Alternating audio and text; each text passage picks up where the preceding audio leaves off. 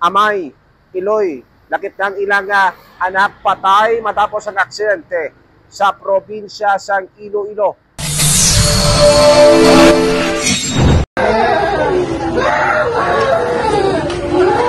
Patay ang amay, Iloy, lakip ng ilang anak matapos silang nabungguan samtang nagasakay sa motorsiklo. Alas 7:10 ang gabi, Nobyembre 9, sa natabo ang aksidente sa barangay Canas, San Dionisio, Iloilo. Sa diyan ang mga biktima mo sa Artimeo Arabi, 64 anyos, amo ang driver sa motorsiklo.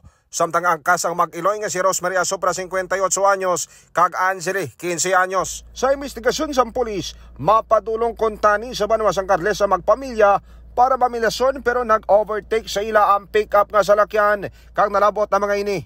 Bangod sa impact, malayo ang gintabugan sang magpamilya kag nakaangkon sa matang nga pinasaulo kabangdanan sang inakamatayon. Samtang naulamid man ang isa ka motorsiklo kag suwerte, minor lang nga pilasang naagom sang driver.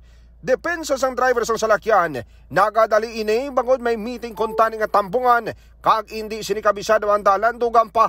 Wala sinimatan siya ang distansya sa salakyan sa magpamilya, rason sa aksidente. Bali nag-overtake ini siya sa sa badya.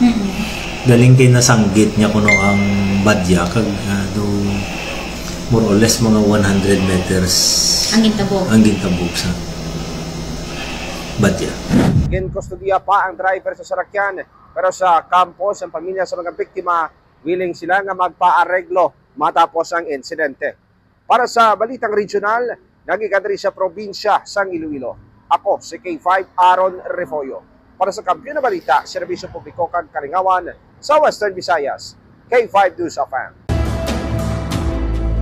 Ang ining balita ang ginadulong sa inyo sang DTX Coffee Mix. Himo sa natural nga sangka pareho sang amarkuso, chia seeds, sugared cane extract powder. DTX Coffee Mix. Nakakapi ka na, naka-detox ka pa. DTX Coffee Mix. Mabakal sa mga butika.